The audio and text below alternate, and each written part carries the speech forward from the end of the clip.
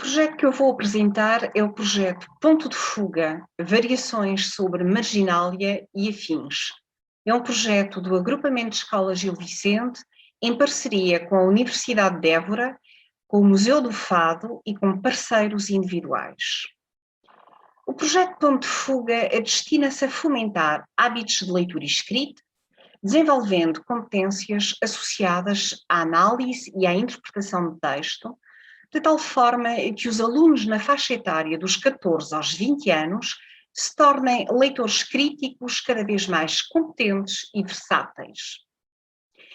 Com este projeto, propomos-nos atingir este objetivo através da exploração multidisciplinar de um corpus de textos previamente selecionado pelos parceiros envolvidos na iniciativa, no sentido de uma reconfiguração do cânon pela relação inesperada entre textos de géneros, tempos e etiologias dispares.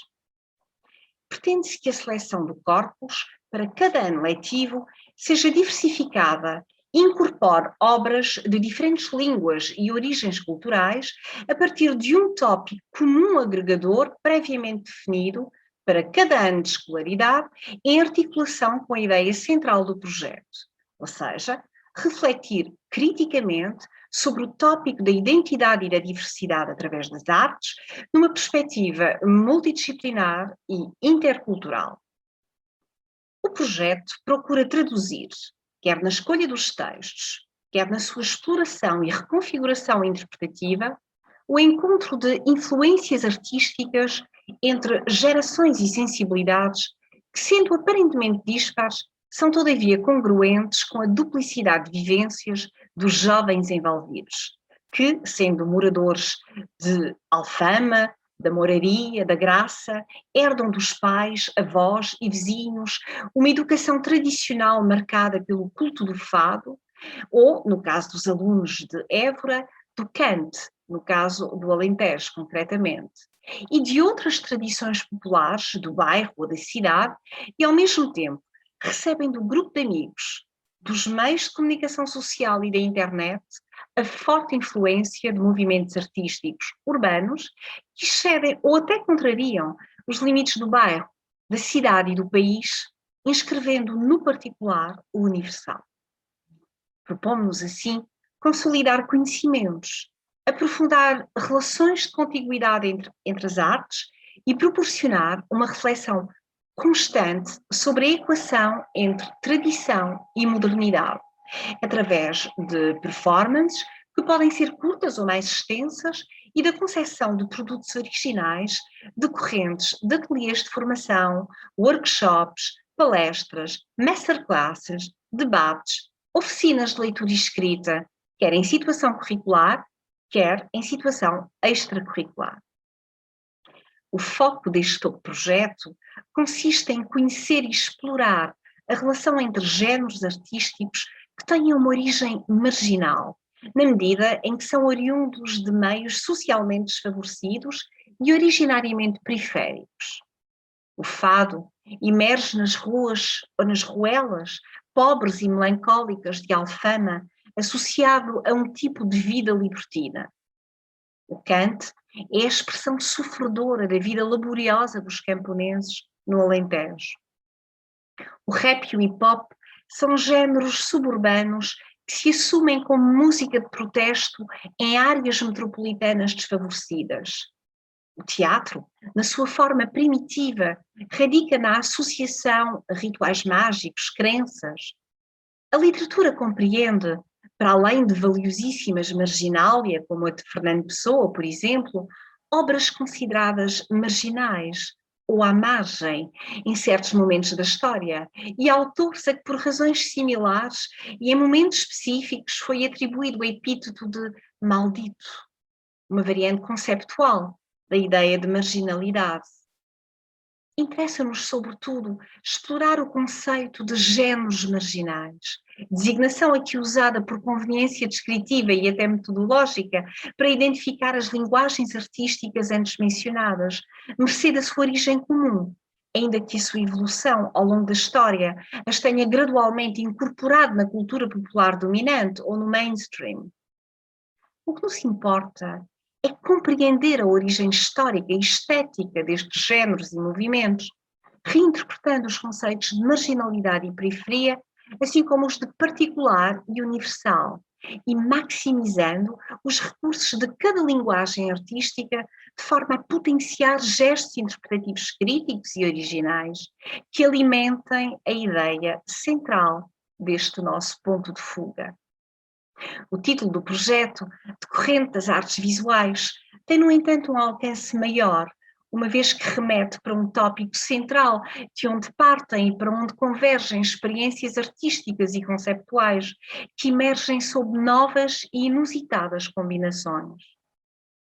Este gesto, que queremos interpretativo e fundacional, é o fio condutor da ação que nos une. No subtítulo, reforçamos os laços pela conjugação da música, no termo variações, e da literatura, no termo marginália, em torno da ideia de repetição.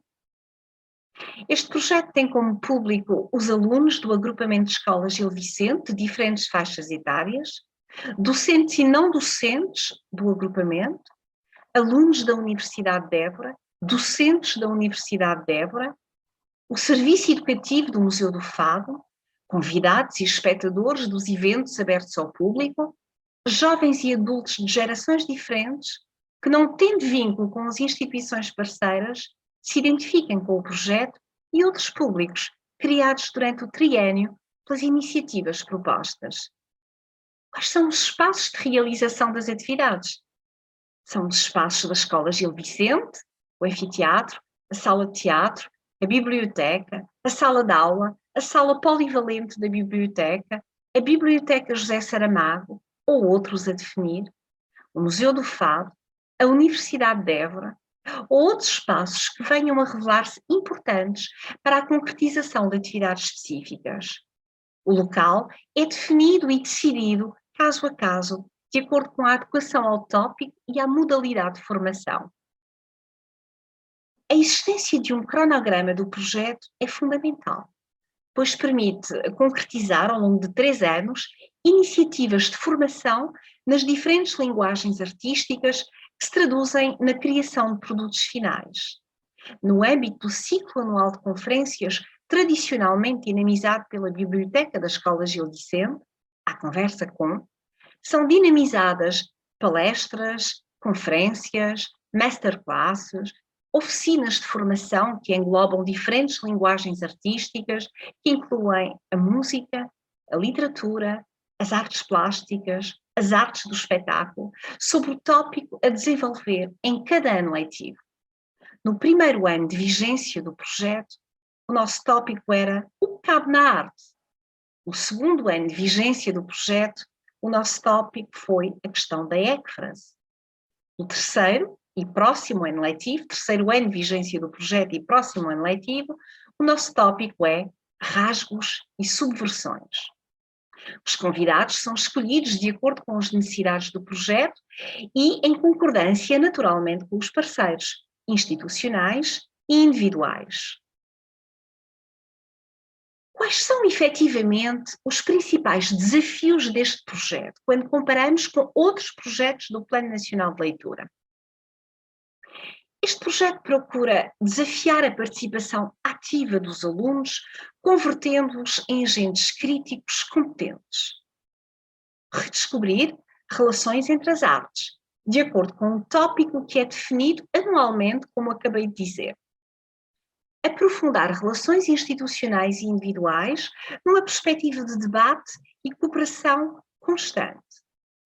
Revelar textos e domínios do saber que nem sempre configuram os currícula. Desafiar a imaginação e a criatividade de todos os parceiros, no sentido de encontrar um caminho próprio que de forma autónoma o identifique. Revelar-se e afirmar-se a partir da sua marca, da sua especificidade, tornando-se cada vez mais público. Como é que são abordadas a leitura e a escrita neste projeto? A leitura e a escrita são valorizadas complementarmente, numa perspectiva interdisciplinar. A formação da competência crítica e interpretativa é essencial. E, nesta medida, tentamos promover um conjunto de iniciativas que passam pela abordagem das relações entre a literatura, a música, a poesia, a dança, a fotografia, a expressão dramática, para que os alunos desenvolvam a sua capacidade de ler textos verbais e não verbais, num contexto multidisciplinar, em articulação com os especialistas, focando textos menos conhecidos ou marginais, ou seja, problematizando e reconfigurando o cânon, numa interação direta com o bairro e com a cultura local, o que permite igualmente cimentar relações, criar novas perspectivas e aumentar a empatia, que é aqui um vetor essencial à captação do público leitor. Claro que o objetivo é que esta simbiose local seja cada vez mais ampla e se expanda a um público cada vez maior. Como é gerir um grupo tão grande e variado de parceiros? Não é um desafio fácil, porque implica a conciliação de muitos interesses, calendários, tanto institucionais como individuais, e concomitantemente a articulação das atividades com os professores da escola, com o plano anual de atividades da escola, com o plano anual de atividades da biblioteca, com a Universidade de Évora e com o Museu do Fado. A existência de um cronograma é fundamental, ainda que tenha por vezes que ser adaptado às circunstâncias do momento e ao formato. Foi o caso dos tempos pandémicos, em que tivemos de readaptar muitas das nossas iniciativas ao formato digital. Além do cronograma, a comunicação regular com cada um dos parceiros é muitíssimo importante para que consigamos cumprir metas e atingir os objetivos a que nos propomos. Quais são efetivamente os pontos fortes e as oportunidades de mudança deste projeto? É um projeto coletivo, composto de entidades parceiras externas e parceiros individuais, e essa heterogeneidade é um ponto forte, sem dúvida, porquanto abre perspectivas e indica caminhos, muitas vezes inusitados na abordagem dos tópicos. A participação ativa de todos os envolvidos, incluindo alunos, nas deliberações e na execução das atividades. A exploração de tópicos diferentes daqueles que são tradicionalmente estudados em contexto letivo e em espaços diferentes dos habituais. A análise e o aprofundamento de tópicos pouco convencionais ou mais desconhecidos em contexto de formação especializada, ministrada por académicos, investigadores, artistas, críticos. A autonomia e a liberdade para conceber, para imaginar, para executar. A relação entre públicos heterogéneos. O fomento da aproximação do ensino básico e secundário ao ensino superior. A possibilidade de levar o projeto de leitura e escrita a todos, através dos mecanismos de gravação, de reprodução, de divulgação, nomeadamente através da criação de um site do projeto. A possibilidade de permitir que o projeto não fique restrito a espaços de ensino convencionais. Finalmente, que a aprendizagem do gesto interpretativo seja a condição de possibilidade de leitura do mundo.